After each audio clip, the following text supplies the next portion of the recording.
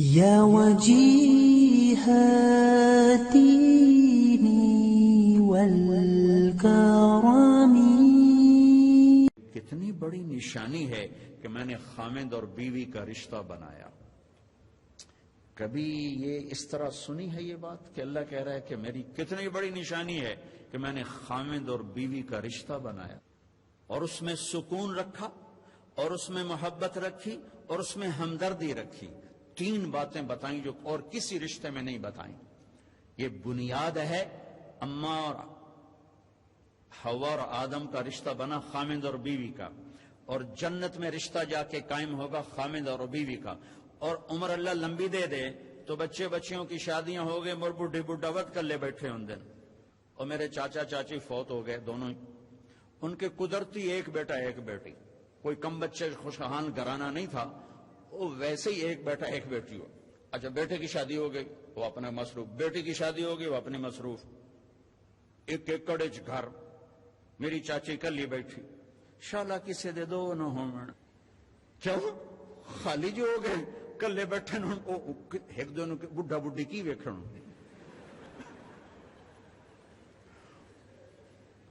وہ تو جنت ہے کہ ایک دوسرے کو دیکھو گے تو دل نہیں بھرے گا. خامن بیوی کو دیکھ رہا ہے, میرے رب کی قسم 1000 سال دیکھتا رہے شوق نہیں پورا ہوگا. اور بیوی خامند کو دیکھ رہی ہے, میرے رب کی قسم 1000 برس دیکھتے رہے شوق پورا نہیں ہوگا. کیا وجہ ہے کہ اللہ ایمان یہ جنت کی جو حور ہے وہ مشک عنبر زعفران کافور سے بنی ہے. پھر اس پر اللہ نے اپنے نور کی تجلی ڈالی ہے, نور کی تجلی. اور وہ نور کی تجلی چونکہ لامحدود ہے لہذا ہر سیکنڈ میں اس کا حسن آگے جا رہا ہے, آگے جا رہا ہے, آگے جا رہا ہے, آگے جا رہا ہے. اور تمہارے اوپر بھی نور کی تجلی ڈالی ہے, تمہارا حسن بھی آگے جا رہا ہے, آگے جا رہا ہے, آگے جا رہا ہے. تو جب کوئی چیز بڑھ رہی ہو تو اس میں کشش باقی رہتی ہے. ایک جگہ جب وہ کھڑی ہو جاتی ہے تو پھر کشش واپس شروع ہو جاتی ہے اور دل بھر جاتا ہے. لہذا جنت کی ہر چیز ہر لمحے اس کا حسن ایسے جا رہا ہے, ایسے جا رہا ہے, ایسے جا رہا ہے, ایسے جا رہا ہے. جنت کی لڑکی جس کو اللہ نے مشک عنبر زعفران کافور سے بنائی, یہ ایمان والی عورتیں اس جنت کی لڑکی سے 70,000 گنا زیادہ خوبصورت ہوں گی. 70,000 گنا زیادہ. اللہ نے اماں اور ابا کو 130 فٹ ہائٹ پہ بنایا تھا, جنت کی لڑکی 130 فٹ ہائٹ ہے اس کی. اس کے سر کے بال یہاں چوٹی سے اترتے ہیں اور پاؤں کی ایڑی کا آ کے بوسہ لیتے ہیں, یوں آبشار کی طرح اس کے بال نیچے آتے ہیں. اور اللہ تعالیٰ ان سے ایمان والوں کا نکاح کرے گا تو اللہ تمہیں بھی 130 فٹ کر دے گا. ہو گیا 130 فٹ. اور جو لباس پہنائے گا جنت کی عورت کو وہ 3 میل کے دائرے میں گھومے گا, 3 میل کے دائرے میں. تو اس کو اٹھائے گی کیسے کہ 100 جوڑے, ایک جوڑا نہیں 100 جوڑے. میں قربان جاؤں اس رب پہ, جنت کے جو کپڑے ہیں ان کا جو میٹیریل ہے وہ مادہ نہیں, نور ہے, نور نور. یہ کاٹن ہے, بہت باریک کاٹن ہے, لیکن میرے اوپر بوجھ بنی ہوئی ہے گرمی کی وجہ سے. جنت کے 100 جوڑے ہوں یا 1000 جوڑے ہوں, ان کا میٹیریل نور سے بنا ہے اور نور کا کوئی وزن نہیں ہوتا. لہذا 100 جوڑے اللہ پہنائے گا. میں قربان جاؤں, واہ واہ واہ واہ واہ واہ. لوگ دنیا کو جنت بنانے کے چکر میں یہ نہیں بن سکتی, یہ مٹی کا گھر ہے, یہ دھوکے کا گھر ہے, یہ مکڑی کا جالا ہے, یہ مچھر کا پر ہے. ہاں ایک درخت ہے توبہ, توبہ خوشخبری, توبہ خوشخبری, یہ آپ کا سب کچھ ہے. یہ کاٹن سے شروع ہوتا ہے کپڑا اور جا کر کہاں پرنٹنگ پریس سے ہوتا ہوا درزی پر جا کر مکمل ہوتا ہے. یہ سب کچھ ہے, صرف آپ کہیں گے کپڑے چاہیے, ڈیزائن آپ کے دماغ میں آئے گا, یہ آپ اس کو کہہ دو کچھ انگیزے دے دے. ٹھیک, تو جب آپ کی اگلی نظر پڑے گی نا, اگلی نظر تو آپ کے پہلے 100 جوڑے غائب ہو چکے ہوں گے اور نئے 100 جوڑے آپ پہن چکے ہوں گے. تو وہاں آپ ایک دوسرے کو دیکھتے رہو گے تو حسن بڑھتا, دیکھنے کا مزہ ختم نہیں ہوگا. 93 میں کینیڈا گیا, جماعت ہماری, میں کہا یار نیاگرا دکھاؤ, ہم گئے, شوق سے گئے. پھر 98 میں گئے تو میں نے نہیں کہا, مقامی نے کہا جی نیاگرا چلیں، میں کہا چلو. پھر 2000 میں گیا، انہوں نے کہا یہ نیاگرا چلیں، میں کہا یار پانی تو ہے ویکھ لیا پر جاندی کرو. کیوں کہ اس کا حسن ایک جگہ ٹک چکا ہے. اور جنت میں کیوں نہیں دل بھر رہا کہ حسن یوں جا رہا ہے، یوں جا رہا ہے، یوں جا رہا ہے، یوں جا رہا ہے، یوں جا رہا ہے. ہزاروں برس دیکھتے رہو، مزہ ختم نہیں ہوگا. وہ تو بڈھا بڈھی بیچارہ کی ویکھنا ہے، تم جوان میاں بیوی دیکھو تو تمہیں ویکھی کیوں جانا ہے، ہوگی کی. اس رشتے کو اللہ نے کہا ہے من آیاتی ہی، میری نشانیوں میں سے ہے، میں نے تمہیں خامند اور بیوی کا رشتہ دیا. لہذا اس رشتے کو خوبصورت بناؤ، سکون کے ساتھ، محبت کے ساتھ، ہمدردی کے ساتھ. یہ کہاں سے سیکھو گے؟ نبی کی زندگی پڑھ کے سیکھو گے، نبی کی معاشرت پڑھ کے سیکھو گے. تو اینیمل سائنس پڑھ کے تم کی سیکھنا، جا کے سنگ مارنے شروع کر دو بیچاری. ہاں میرے نبی کی زندگی دیکھو جو حضرت اما عائشہ کو لقمے بنا کے کھلا رہے ہیں. یہ اظہار عشق تمہیں سکھانے کے لیے، ورنہ میرے نبی نے اللہ کو دیکھنے کے بعد اب کس کا عشق ہے؟ آپ کو سکھا رہے ہیں. اما عائشہ سے صحابہ سفر ہو رہا ہے، آپ نے سب سے کہا ہاں بھائی چلو بھائی چلو بھائی، سورے آگے چلے گئے، دونوں اکیلے رہ گئے. عائشہ اللہ کے نبی، عائشہ جی دوڑ لگائیں، اللہ کے نبی کہہ رہے ہیں دوڑ لگائیں. اور ڈاکٹر یونس دوڑ لا سکتا ہے بیگم نالے پر؟ یا کہ میں چٹی داڑھی نال کی میں دوڑ لیں. اور میرے نبی کہہ رہے عائشہ آؤ دوڑ لگائیں. حضرت عائشہ کہتی میں آگے نکل گئی، آپ پیچھے رہ گئے. چاہے آپ جان بوجھ کے پیچھے رہ گئے کیا پتا. کچھ سال گزرے تو آپ نے پھر صحابہ سے کہا، ایک سفر سے واپسی تھی، چلو بھائی آگے، سب چلے گئے. آپ نے کہا عائشہ دوڑ لگائیں، کجی لگائیں. تو حضرت عائشہ کہتی ان دنوں میں موٹی ہو گئی تھی، تو جب دوڑ لگائی تو اللہ کے نبی آگے نکل گئے. تو آپ نے کہا دہی بتل کا، عائشہ آج تو اور میں برابر ہو گئی. یہ زندگی سکھائی ہے میرے نبی نے. حضرت عائشہ چھوٹی تھی نا، آٹا گوندنا نہیں آتا تھا، تو اللہ کے نبی آٹا گوند کے دیتے تھے حضرت عائشہ کو. چاہے روٹی پکانی ہوتی چاہے روٹی بھی پکا کے دے دیتے. پر وہ تو ایسا تھا کہ ایک دفعہ حضرت فاطمہ رضی اللہ عنہ کے گھر گئے تو روٹی لگا رہی تھی، تو آپ بھی ساتھ بیٹھ گئے اور ایک پیڑا لے کر نا ایسے ہی روٹی کر کرا کے لگا دیا. تو حضرت فاطمہ رضی اللہ عنہ روٹیاں نکال کے پھر بیٹھ گئیں. تو آپ نے کہا بیٹھی کیوں ہو؟ کہا وہ جو روٹی آپ نے لگائی تھی وہ پکی نہیں. کہا اس کو آگ نہیں جلا سکتی، اسے میرا ہاتھ لگا ہوا ہے، اسے نہیں آگ جلا سکتی.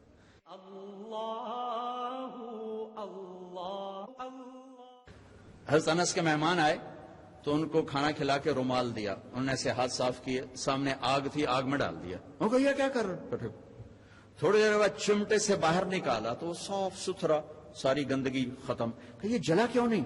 کہا اللہ کے نبی میرے گھر آئے تھے اور کھانا کھا کے اس رومال سے ہاتھ صاف کیے تھے، میں نے اس کو ویسے ہی رکھ دیا ہے، اس کو آگ نہیں پکڑتی جب اس کو میں آگ میں ڈالتا ہوں. اگر ہاتھ لگنے سے کپڑا نہیں جلا، اس وجود میں میرے نبی کی زندگی آئے گی تو اللہ اس کو کیسے جلائے گا؟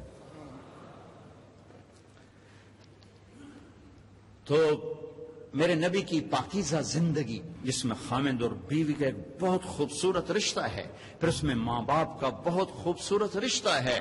میرے نبی نے فرمایا اگر میری ماں زندہ ہوتی تو میں ایسی نوکری کرتا کہ عشاء کی نماز کے مصلی پر ہوتا، ادھر سے میری ماں کہتی محمد تو میں کہتا جی اماں جی، نماز توڑ دیتا، میں کہتا جی اماں جی.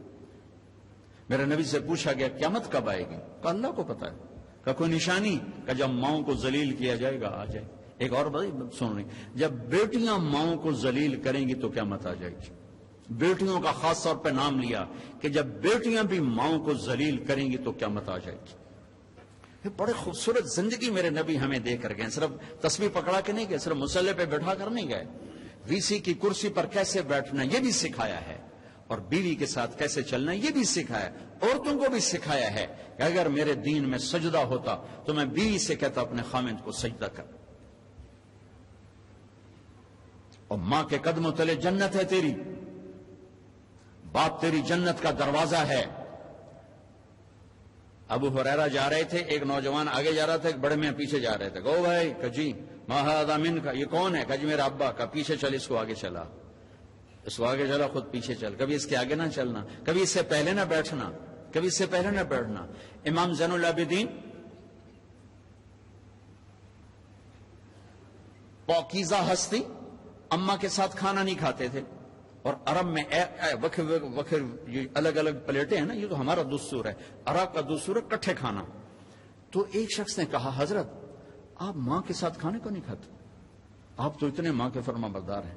کہا بھائی مجھے ڈر لگتا ہے کہ میری ماں کی آنکھ کسی بوٹی پہ پڑے اور اس کا ہاتھ آگے آنے سے پہلے وہ بوٹی میں اٹھا کے کھا لوں تو کوئی اللہ کی بارگاہ میں مردود نہ ہو جاؤں، اس لیے میں اماں کے ساتھ مل کے کھانا نہیں کھاتا. سو جن کے ماں باپ زندہ ہیں، استاد بھی باپ ہوتا ہے، سسر بھی باپ ہوتا ہے، ساس بھی ماں ہوتی ہے. اپنے استادوں کو بھی باپ سمجھو، حقیقی باپ کو بھی باپ سمجھو. حضرت علی نے فرمایا جو مجھے ایک حرف قرآن کا نہیں، کوئی ایک حرف سکھا دے، قرآن نہیں کوئی، تو میں اس کا غلام ہوں جہاں چاہے بیچ دے. ادب کرو گے تو اللہ علم دے گا. ڈگری کے لیے نہ پڑھو، علم کے لیے پڑھو، اللہ تمہارے لیے رزق کا دروازہ بھی کھولے گا، علم کا دروازہ بھی کھولے گا. ٹیچروں سے کہتا ہوں طلبہ کو محبت سے لو، ٹانٹنگ نہ کریں، طنز نہ کریں، بے عزت نہ کریں. بے عزت کرنے سے ریئیکشن ہوتا ہے، عزت ختم ہو جاتی ہے. اگر چھوٹوں کی محبت لینی انہیں عزت دینا شروع کریں، انہیں پیار دینا شروع کریں، وہ آپ کو عزت دیں گے. اگر آپ بڑے ہونے کا روب جتلا کر ان پر سختی کریں گے، ریئیکشن آئے گا. ہمارا ماحول ہے ماں باپ بھی سختی کرتے ہیں، ماں باپ بھی تربیت کے نام پر ڈنڈا اٹھائے پھرتے ہیں، اور کتنے بچوں کو بیمار کر دیا. تیرے نمبر کیوں تھوڑے ہیں، تیرے نمبر کیوں تھوڑے ہیں، تیرے اے کیوں تھوڑے ہیں، پتہ نہیں ایک تو اے بی کی تھوا بڑے، تو ان کو پاگل کر دیا ہے. اب یہ واچ کرو، دیکھو ماتھے پر رزق لکھا ہوتا ہے، ڈگریوں پر رزق نہیں لکھا ہوتا. یہ اچھے انسان بنے، اچھے انسان بنے، معاشرے کا اچھا فرد بنے. پڑھانے کی محنت ضرور کرو، پاگل نہ بنو، پاگل نہ بنو، اپنی اولاد کو پاگل نہ کرو. میرا ایک بچہ ذہین تھا، دوسرا ذرا متوسط تھا، تو میری بیگم نے دونوں کا آپس میں مقابلہ کرا چھوٹے کو بڑے کا دشمن بنا دیا. تو دیکھ تیرے اتنے تھوڑے نمبر آئے، یہ تیرا بھائی ہے، دیکھ اس کے کتنے اچھے نمبر آئے. وہ چھوٹے وہ بڑے کے گریبان پکڑنے لگ گیا اور اتنا اس کے ساتھ وہ بدتمیز ہو گیا. میں کہا ویکھ اے تیرے مقابلے دا نتیجہ ہے. ایک کا قدرتی استعداد تھوڑی ہوتی ہے، کسی اور چیز میں زیادہ ہوتی ہے، ایک پڑھنے میں اچھا ہوتا ہے، ایک کسی اور چیز میں اچھا ہوتا ہے. تو اپنے بچوں کی خوبیاں دیکھ کر اس کو ہائی لائٹ کرو. یہ صرف نمبروں کے اوپر نہ تولو. نمبر تو نقل مار کے بھی آرام نہ تجھے لے لو. تو کبھی اولاد کی آپس میں تقابل اور شدت اور سختی. ہمارا ماحول ہے، میں چوتھی جماعت میں پڑھتا تھا، ہمارے استاد سے ماسٹر شفیع صاحب رحمۃ اللہ علیہ بڑے محنتی تھے، لیکن وہی ماحول تھا، سوٹے ڈنڈے. دسمبر کا مہینہ، سردی، ایک وہ اس کا حساب کا سوال لکھایا سلیٹ کے اوپر. ہم 15 لڑکے یوں لائن میں بیٹھے. اچھا میں نے دیکھا، مجھے نہیں آتا تھا، میں کہا چلو معافی تلافی ہو جیسے. جب وہ پہلا اس کو نہیں آیا تو پتہ نہیں کو 8-10 ڈنڈے پہ. میں کہہ لے وے مارے گئے یا اللہ. پھر دوسرا اس کو بھی ڈنڈے، پھر تیسرا اس کو بھی ڈنڈے، کسی نے نہیں آیا. اب میں سوال چھوڑنا تو حل کرنا تو چھوڑ دے. میں کہ یا اللہ جان کے میں بچائیں، کوئی راہ دکھا. اچھا ہمارا دیہاتی کلچر تھا تو ابا جی رحمت اللہ علیہ، یہ کوئی رشوت نہیں ہوتی تھی، یہ اپنی سعادت سمجھ کر استاد جی کے گھر گندم جاتی تھی، چاول جاتے تھے، اور گھی جاتا تھا، مکھن جاتا تھا، دیسی شکر اس وقت تیار ہوتی تھی وہ جاتی تھی، گنے جاتے تھے، مرچیں جاتی تھیں، کنو جاتے تھے، آم جاتے تھے، یہ سب کچھ جو ہم لگاتے تھے. اب میں سوچ میں پڑ گیا یا اللہ ہوں کی آکھاں استاد جی نو کڑک آمنی ہے، چاول آمنے، کسے شاید ابھی موسم کوئی نہیں ہے جی، کی کراں.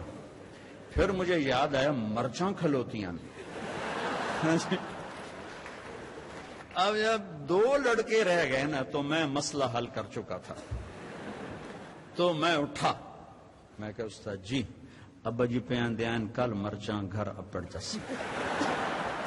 میں کہا شاباش میرا پتر شاباش، تو ایدے بہ جا، تو ایدے بہ جا. لبے مرچاں میری جان بچائی، لیکن یہ جھوٹ مجھے میرے استاد کی سختی نے سکھایا. میں جھوٹ نہیں بولنا چاہتا، یہ ماں باپ اپنی اولاد کو جھوٹ سکھا رہے ہیں، بے جا سختی. ٹیچر پروفیسر بچوں کو جھوٹ سکھا رہے ہیں بے جا سختی سے. اور آپ سے کہتا ہوں کہ ادب انسانیت کا زیور ہے، ادب انسانیت کا زیور ہے. جو ایک حرف بھی پڑھا دے اس کے آگے کبھی سر نہ اٹھانا. اللہ تمہیں علم بھی دے گا، رزق بھی دے گا، عزت بھی دے گا. ماں باپ ہیں، استاد ہیں، سب کو عزت دو. اللہ تمہیں عزت کی چوٹیاں دکھائے گا، اپنی رضا بھی نصیب فرمائے گا. اللہ اللہ اللہ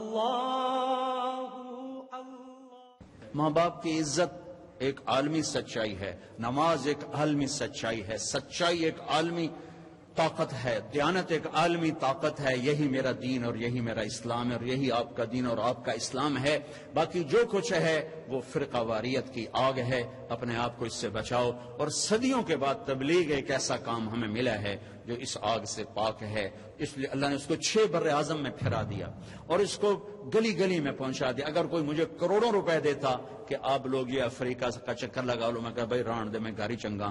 لیکن اس دعوت کی نسبت نے مجھے ان جنگلوں میں پہنچایا، ان جھونپڑوں میں پہنچایا جہاں ہزاروں سال پرانی زندگی چل رہی ہے. یہ ایک بہت خوبصورت کام ہے جو اس ملک کا زیور ہے. میرے ملک میں تاریکی ہے لیکن یہ ایک ایسا چراغ ہے جس کی روشنی 6 بر اعظم میں پھیل رہی ہے. یہ ایسا خوبصورت نظام ہے جس نے 6 بر اعظم کے انسانوں کو ایمان بھی پہنچایا ہے، کلمہ بھی پہنچایا اور لاکھوں غیر مسلموں کو ایمان میں آنے کا راستہ دکھایا ہے. میں آپ سب بچوں سے کہتا ہوں کسی سیاسی تحریک کا حصہ نہ بنو، کسی سیاسی پارٹی کا حصہ نہ بنو، کوئی نعرے بازی نہ کرو. جو بھی آئے گا اپنا جیب لے کر آئے گا، اپنا پیٹ لے کر آئے گا. اپنے آپ سے اپنے آپ کو ٹھیک کرنے کی محنت کرو. سب سے بڑی سیاست ہے کہ تم اللہ کو راضی کر لو. جو پڑھ رہے ہو اس میں تم علم والے بنو، صرف ڈگری والے نہ بنو، علم والے بنو. اور آپ کے ہاسٹل کی فضا ہے، آپ نوجوان ہو، آپس میں لڑائی جھگڑے بھی ہو جاتے ہیں، ایک دوسرے کو معاف کرنا. جس کسی سے لڑے ہوئے ہو صلح کر لینا. ماں باپ سے لڑے ہوئے ہو ان کے پاؤں پکڑ لینا. بیوی سے کوئی سینگ پھنسے ہوئے معافی مانگ لینا. بیوی کے خامن سے کوئی اڑبن ہے تو معافی مانگ لینا کہ میرے اللہ کو معاف کرنا انتہائی پسند ہے. اور خاص طور پر میاں بیوی اگر لڑ کے آپس میں صلح کریں تو اللہ ان کے پچھلے سارے گناہ معاف کر دیتے. یہ صلح اللہ کو ایسی پسند ہے. تو اب ہاسٹل میں پارٹیاں بن کے نہ رہو. آپس میں اگر کوئی جھگڑا لڑائی ہے معاف کرو، معاف کرو، گلے سے لگو، سینے سے لگو. اپنے حوصلوں کو خوبصورت بناؤ قرآن سے، میوزک سے نہیں، قرآن سے. اللہ تمہیں جنت کے میوزک سنانے والا ہے. ایک نغمہ چھڑے گا نا تو ہزار سال ایک ہی نغمہ تمہیں سناتا جائے گا. تم سر دھنتے رہو گے، تمہارے سننے کا مزہ ختم نہیں ہوگا. پھر جب اللہ خود اپنے چہرے سے نقاب ہٹا کر اپنا دیدار کرا کے اپنا قرآن سنائے گا تو سر سے لے کر پاؤں تک تمہارے اندر میں وہ نشہ اور روحانیت اور وہ سرور سرایت کرے گا کہ جب اللہ سنائے گا تو صرف کان نہیں سنے گے، پورا باڈی کان بن جائے گی، ہر سیل کان بن جائے گا اور اللہ کی آواز تمہاری روح میں سرایت کرے گی اور اللہ اعلان کرے گا وہ کہاں ہیں جو دنیا میں گانے نہیں سنتے تھے. اعلان ہوگا. اب تمہاری مرضی ہے کہ تم یہ ڈھول ڈھمکے سن لو یا میرے رب کی جنت کے گیت سن لو، میرے رب کی جنت کا نغمہ اور موسیقی سن لو. تو آپس میں میرے عزیزو پیار محبت سے رہو، آپس میں الفت سے رہو، درگزر سے رہو. کبھی کھٹ پٹ ہو جائے تو کسی سے کو ہماری صلح کرو، خود کرو. نہیں کر سکتے کسی سے کو بیچ میں پڑے، وہ نہیں پڑھ رہے، تم اوپر کے بچے مل کر ان کی صلح کراؤ. نفرت سے نہ رہو، محبتوں سے رہو. اور قومیت کی بنیاد پہ نہ چلو، امت کی بنیاد پہ چلو، امت کی بنیاد پہ چلو. والدین سے کہتا ہوں اپنے بچوں کے رشتے میں قوم کو نہ دیکھو، دینداری کو دیکھو، نیکی کو دیکھو. یہ ہم اپنی قوم سے باہر نہیں کرتے، اس نے ہماری بچیوں کی زندگیاں برباد کر دی، ہمارے بچوں کی زندگیاں برباد کر دی. اور بے جوڑ رشتوں نے تباہی کے دروازے کھول دیے کہ اپنی قوم میں کرنا چاہے وہ کیسا ہی کیوں نہ ہو. اس بت سے بھی ماں باپ سے کہتا ہوں باہر نکلو. اولاد سے کہتا ہوں ماں باپ کی مرضی کے ساتھ قدم اٹھاؤ. تم بھی اس حد تک کراس نہ کرو باؤنڈری کے کورٹ میں جا کے تم شادیاں شروع کر دو. اور ماں باپ سے کہتا ہوں اتنا مجبور نہ کرو کہ ان کی زندگیاں اجیرن ہو جائیں، ویران ہو جائیں. کہ جس نے زندگی گزارنی ہے، ایجاب و قبول لڑکے لڑکی کا حق ہے، ماں باپ کا حق نہیں ہے. اور یہ حق بڑا غلط استعمال ہو رہا ہے. بس اسی ایتھے کرنا ہے، کرنا تو کر، نہیں تو نہ کر، آپ جا کر ایسے نہیں کر دے. اور کوئی بیٹی تو کہہ نہیں سکتی کہ میں یہاں شادی نہیں کرنا چاہتا. میرا تو راوی میرا کنارہ ہے. ہمارے بچپن میں ذبح کر کے دریا میں ڈال دیتے تھے. کتنی ہزاروں بچیاں راوی کی لہروں کا شکار ہو کے. اپنی قوم میں کرنا, غیر نہیں کرنا, ایتھے کرنا ہے. جتھے میں نہیں کر سکتی, چلو ورلڈ کپ دو. ساری زندگی خود زنا کریں تو کوئی غیرت کا جنازہ نہیں نکلا. بیٹی صرف اتنا کہہ دے میں یہاں نہیں کرنا چاہتا, ذبح کر دو. جیسے بیٹی کا حق ہی کوئی نہیں. ایجاب قبول یہ لڑکا لڑکی کہہ رہے ہیں, ماں باپ تو نہیں کہہ رہے. یہ لڑکے اور لڑکی کے ساتھ شرط لگی ہوئی, یہ اتنا ضروری ہے. اگر میں یہ نہیں کہتا قبول کیا, نکاح نہیں ہو.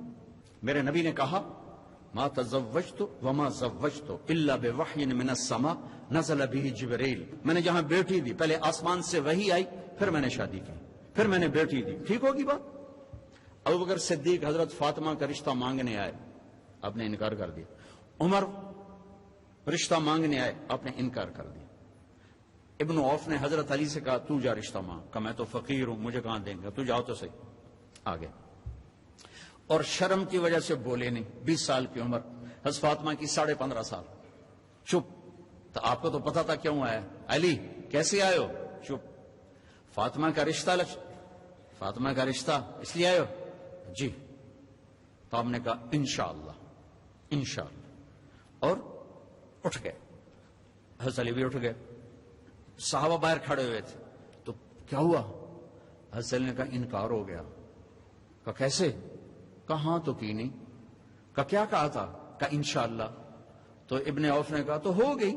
نبی کا انشاءاللہ ہاں ہی ہوتا ہے. ہو گئی. کہا پتہ نہیں انشاءاللہ کیوں کہا. میں نے پہلے آپ کو حدیث کیا سنائی کہ پہلے آسمان سے وحی آئی, پھر میں نے بیٹی کا رشتہ دیا. پہلے آسمان سے وحی آئی, پھر میں نے رشتہ لیا. یہ انشاءاللہ کیوں کہا جبکہ وحی آ چکی ہے کہ ابھی فاطمہ سے پوچھنا باقی ہے. آپ کا کیا خیال ہے, فاطمہ جیسی بیٹی کہے گی نہیں میں نے نہیں کرنا؟ تو آج کی بیچاری خدمت گزار بیٹیاں کہتی ہیں جتنے مرضی کرتے. اللہ اللہ اللہ اللہ اللہ اللہ. ہمارے اپنے ذمہ دار فیملی میں ایک بچی کا فون آیا, کہا جی اتنی تعلیم دی, اتنا پڑھایا, اور مجھے فون آیا کہ تیری اسا منگنی کر چھڑی. تو میں نے اس پر بھی کوئی اعتراض مجھے کوئی نہیں, میری تو اب گزر رہی ہے. لیکن ایک شرابی کے ساتھ میری شادی کر دی. خاندان میں انہیں شرابی ہی ملا تھا میری شادی کے لیے. ساری زندگی میری رل گئی روتے روتے. چلو جو نہ میرے خاندان جی کرنے ہیں تو کسی چنگے بندے نال تک کر دیں. ایک شرابی کے ساتھ میری زندگی باندھ کے رکھتے. وہ تو آج کی نیک بیٹیاں ہیں. وہ کہہ سکتے تھی کہ نہیں میں نہیں کرنا. نہیں, امت کو سبق سکھانا ہے کہ یہ حق بیٹی کا ہے, اسے پوچھا جائے گا. جبریل کی وحی کے بعد آپ فاطمہ سے کہہ رہے ہیں فاطمہ علی کا رشتہ آیا ہے, کر دوں؟ اللہ اکبر. یہ ان والدین کو اللہ بتا رہا ہے, یہ والدین کو اللہ کا نبی بتا رہا ہے کہ یوں رشتے کیے جاتے ہیں. حضرت فاطمہ نے ہاں فرمائی تو پھر باہر گئے. کہا علی لوگوں کو بلاؤ. مسجد بھر گئی. آپ نے کہا لوگوں جبریل میرے پاس اللہ کا پیغام لائے ہیں کہ میں اپنی بیٹی فاطمہ کا نکاح علی سے کر دوں. باقاعدہ مینشن کیا کہ اللہ کا پیغام لائے ہیں. پھر فاطمہ سے کیوں پوچھا تھا؟ بچیوں کو ظلم سے بچانے کے لیے کہ یہ بیٹی کا حق ہے جس نے زندگی گزاری, ماں باپ کا نہیں. پھر آپ نے وہاں نکاح پڑھایا اور نکاح میں چھوارے تقسیم کیے, شہد کا شربت پلایا, بڑی دھوم دھام سے آپ کی شادی کی, بہت بڑا ولیمہ کروایا.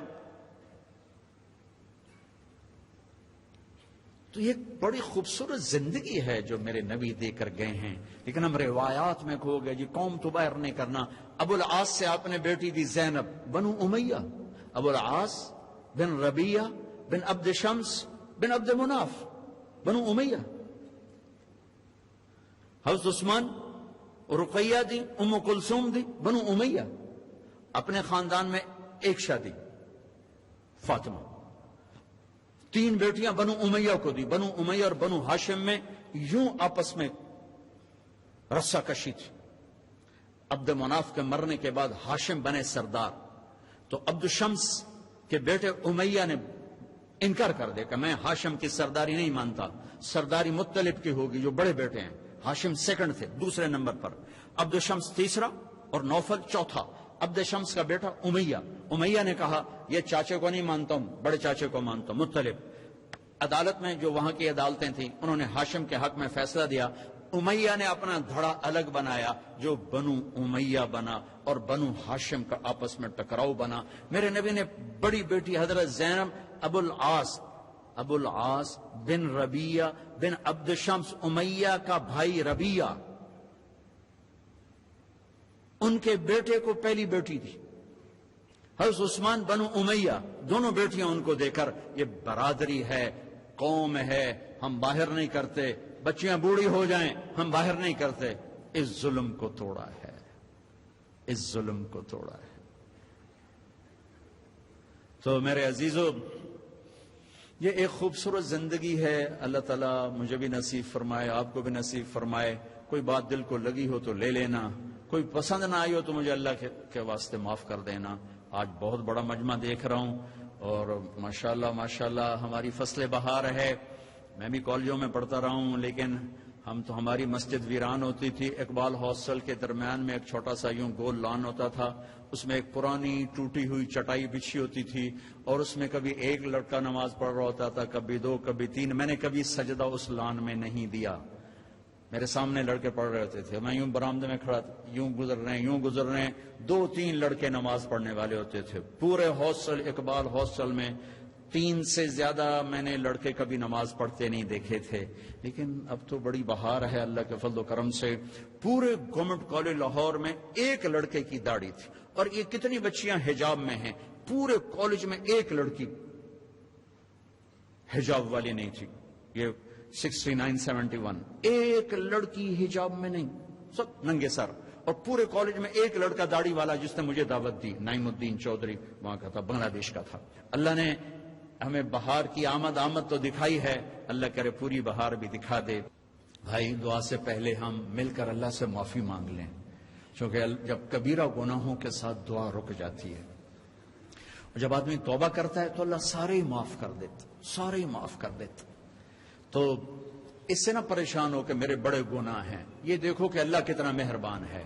تو آپ سارے توبہ کی نیت کرتے ہو, میرے ساتھ کہو یا اللہ میری توبہ, پھر کہو یا اللہ میری توبہ, پھر کہو یا اللہ میری توبہ. ٹھیک ہو گیا؟